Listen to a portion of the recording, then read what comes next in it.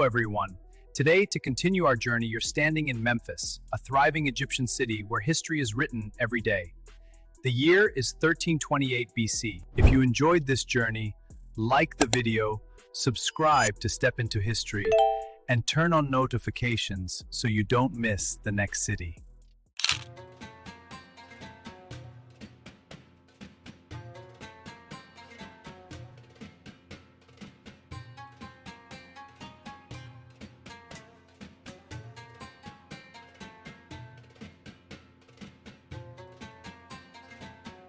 You're standing inside the royal palace of Memphis in 1328 BC, and the boy on the throne is 12 years old. He has been king for 4 years. He did not choose to be king. He did not choose Memphis. He did not choose the name he now carries, Tutankhamun, the living image of Amun, because that name replaced another name, a name given to him at birth, in a city that no longer exists as a capital, by a father who no longer exists as a pharaoh. He was born Tutankhamun, the living image of a 10. He grew up in Amanna, the city built in the desert by Akhenaten, for the sole god of the sun disk.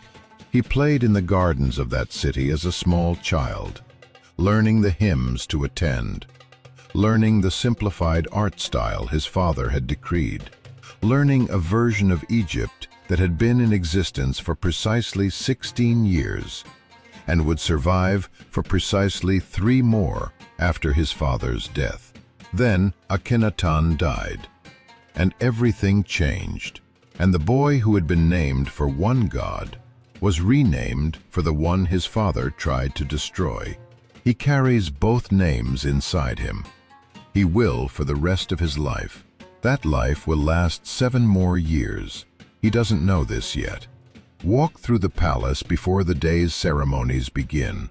The royal palace of Memphis in the New Kingdom sits near the harbor district, close enough to the river that the Nile smell is constant, the mineral sweetness of silt-rich water, the particular green smell of papyrus from the marshes to the north, the fish caught and dried on the quays below the palace walls, mixing with the cedar incense burning in the palace shrine. Since before dawn, Memphis was the administrative capital of Egypt for 2,000 years, before Akhenaten moved the court to Amanna. And the palace shows that depth. Not one building, but a complex accumulated over centuries, each pharaoh adding a courtyard, a hall, a ceremonial gate, the whole thing held together less by architectural vision than by 2,000 years of continuous use. It smells of history. That is the only accurate description. The corridor outside the throne room is painted in the old style. The return to the old style were carefully and deliberately executed over the past 4 years, by craftsmen who had been out of work since Akhenaten closed the Amun temples, and redirected every artistic commission toward a 10. They are working again now. You can see it everywhere in this palace, in the freshness of the paint. Amun in his double-feathered crown, Osiris wrapped in white, Anubis in his jackal head, the gods rendered in their proper profile postures, with the confident line of an artistic tradition 3,000 years old. Under Akhenaten, these images were chiseled from walls across Egypt. The chisel marks are still visible in the temples, the smooth stone where a god's face used to be. The painters here have covered those absences with new images, but in the places where the paint is thin, you can still see the ghost of what was removed. The gods were erased. Now the gods are coming back. This is the largest thing happening in Egypt right now, larger than any military campaign, larger than any building project. The reopening of every temple from Elephantine to the Delta, the restoration of every priesthood, the rehiring of every musician and dancer, an offering bearer who lost their position when Akhenaten said there was only one God, and his name was the Aten, and no temple would be built for any other. The restoration stele, the granite slab that Tutankhamun has had erected in the Temple of Amun at Karnak, says it plainly in the formal language of royal proclamation. When His Majesty was crowned king, the temples and the estates of the gods and goddesses from Elephantine, as far as the swamps of Lower Egypt, had fallen into ruin. Hello again. If you've made it this far, subscribing to my channel, Step into History, really helps me. Now, let's continue where we left off. Their shrines had fallen down, turned into piles of rubble, and overgrown with weeds. Their sanctuaries were as if they had never existed at all. Their temples had become footpaths. The world was in chaos, and the gods had turned their backs on this land. This is carved into red granite. It will survive 3,000 years. The boy who authorized it is 12 years old. Find him.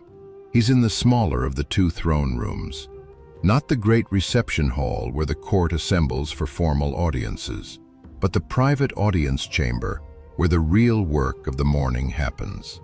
He's seated on the throne that Howard Carter will find in his tomb 32 centuries from now.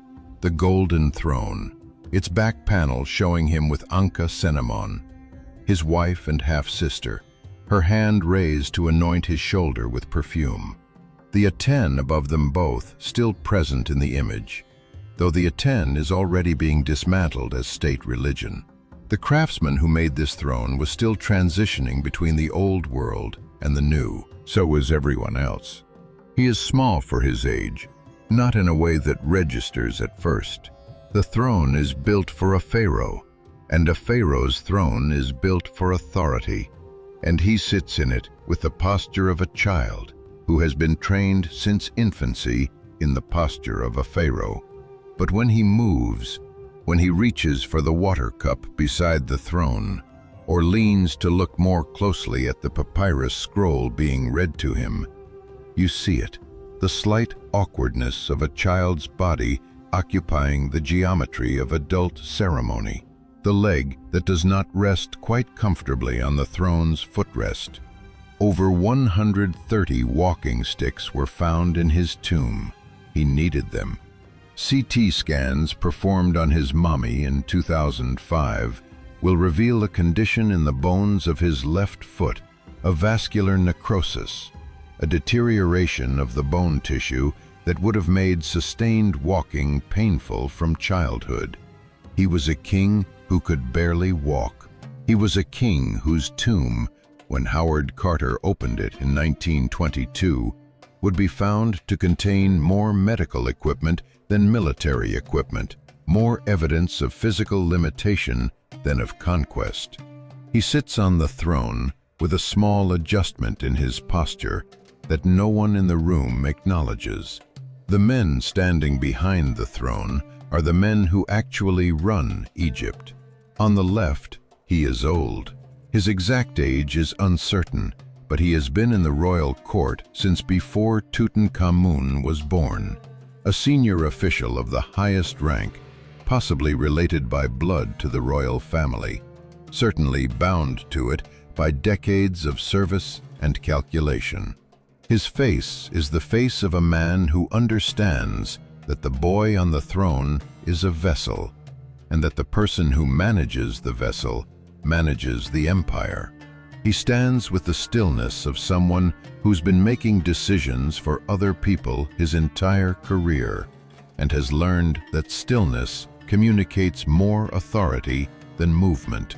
After Tutankhamun dies, a will become pharaoh. He will have been waiting for this for years. On the right, Horm. He is younger than more physical, the commander-in-chief of the Egyptian military, a man who has been leading armies since before he came to court. He does not have a stillness. His stillness is different. It is the stillness of a general who has learned to stay motionless while remaining completely alert, the way an animal in long grass stays motionless. After dies, Horm will become pharaoh. He will erase Tutankhamun's name from the king lists. He will chisel Tutankhamun's cart from the restoration stela, the very document proclaiming the restoration Tutankhamun ordered, and replace it with his own name. He will claim credit for restoring the gods of Egypt. He's standing behind the boy's throne right now, watching the mourning audience. The priests enter first. This is the difference between Akhenaten's court and this one, the most visible difference, the one that registers before anything else. The priests. Under Akhenaten, there were no priests except those of Aen, and those were primarily family members and loyalists, stripped of the millennia of ritual knowledge that made Egyptian priesthood what it was. Now the priests of Amun have returned to court, and with them the smell of their ritual K burning, the particular incense of the Amun temple that is different from a 10 incense, denser and older in its chemical formulation, carrying in it the resin of trees traded through roots that go back past memory to the earliest dynasties. The smell is also a political statement. The high priest of Amun prostrates himself before the boy pharaoh. This prostration is genuine in one sense and entirely calculated in another. The priesthood of Amun has been waiting for this moment for 16 years, since Akhenaten closed the temples, dismissed the priests, and began systematically chiseling the name of Amun from every monument in Egypt. The erasure was methodical, comprehensive, and ultimately unsuccessful, because you cannot erase a god who has been worshipped for 1,500 years. What you can do is drive him underground, make him the god of people who remember, and the priests who lost their positions under Akhenaten kept the rituals, kept the knowledge, kept the hymns, and the astronomical calculations, and the temple protocols in memory, in hidden papyrus copies, in the unwritten transmission from teacher to student that survives any political upheaval. Now they are back. The treasure that Tutankhamun is giving back to the temple staggers the accountants trying to record it. New statues of Amun and Tar cast in gold and silver, their carrying poles inlaid with electrum. The temple endowments doubled, tripled. Silver, gold, lapis lazuli, turquoise, every precious stone. Male and female workers from the spoils of military campaigns assigned to temple service. Daily offerings of bread and beer and roasted meat restored to every sanctuary, from the first cataract to the sea. The stealer says he multiplied their altars with gold, silver, bronze, and copper, without limit of anything, without limit. The boy pharaoh is restoring the gods with the accumulated wealth of the empire, and he is doing it in his own name, and the name will be chiseled away by the man standing behind his throne. Step into the corridor outside the throne room. The morning light in Memphis in spring comes through the high windows, at an angle that makes the painted walls appear to glow from within. The ochre and red backgrounds of the standard New Kingdom palette warming under the yellow-white Egyptian sun.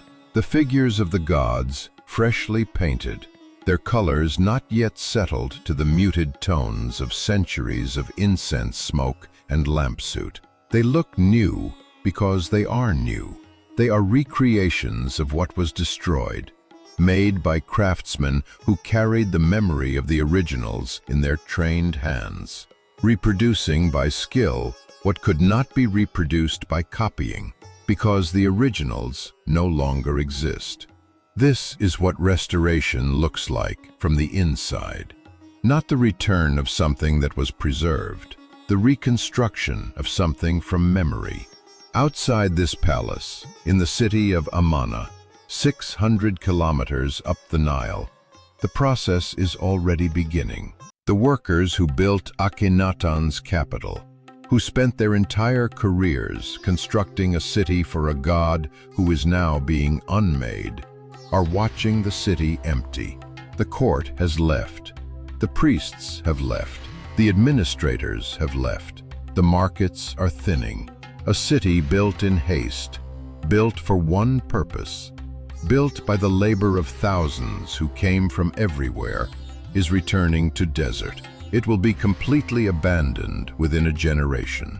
Its stones will be quarried for other buildings. Its name will be erased from the official records. The memory of Akhenaten, the man who was Tutan's father, will be systematically removed from the history of Egypt. The boy on the throne did not order this. The men standing behind the throne will. Then Tutankhamun will die in 9 years. At 19, he will die, the medical evidence suggests, from malaria compounded by a broken leg that became infected. Mundane causes for an extraordinary death. The kind of death that could happen to any young man in the ancient world.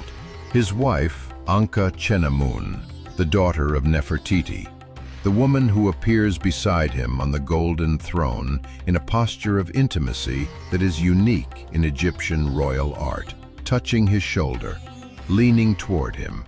The two children of Aken navigating together the world their father made, and the men dismantling it, will disappear from the historical record within months of his death. No one recorded what happened to her. His tomb will be buried by the rubble of another tomb cut into the rock above it. His name will be removed from the kingless by Horem-Heb. For 3,000 years, he will be forgotten so thoroughly that when Howard Carter finds the steps leading down into the rock of the Valley of the Kings in 1922, the name inscribed above the sealed doorway will not be recognized. Carter wrote in his journal that night, "At last made wonderful discovery in valley. He did not yet know whose tomb it was. He did not yet know that the golden face behind the sealed door, the face that would become the most recognized image of the ancient world, reproduced more times than any other Egyptian artifact, was the face of a boy who had been a pharaoh for 10 years, who had presided over the largest religious restoration in Egyptian history, who had walked with a cane and lost 2 children and been erased from memory by the men who served him. He had been erased so successfully that the eraser itself protected him. Hormeb chiseling the name from the monuments, directing the workers to strip the tomb goods from the Amarna royal burials and rebreathe them elsewhere, ordering the last traces of the heretic period removed from the official record.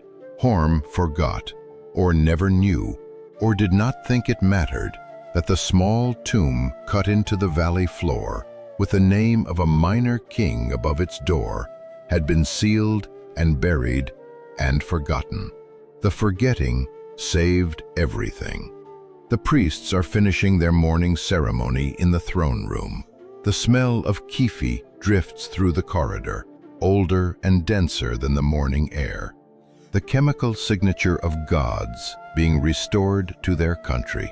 The boy on the golden throne is listening to the morning's dispatches from the nomes, the agricultural districts of the Nile Valley, each one reporting back on the state of its temples, the condition of the reopened shrines, the names of the priests who have resumed their duties, and the quantities of offerings restored to daily sacrifice.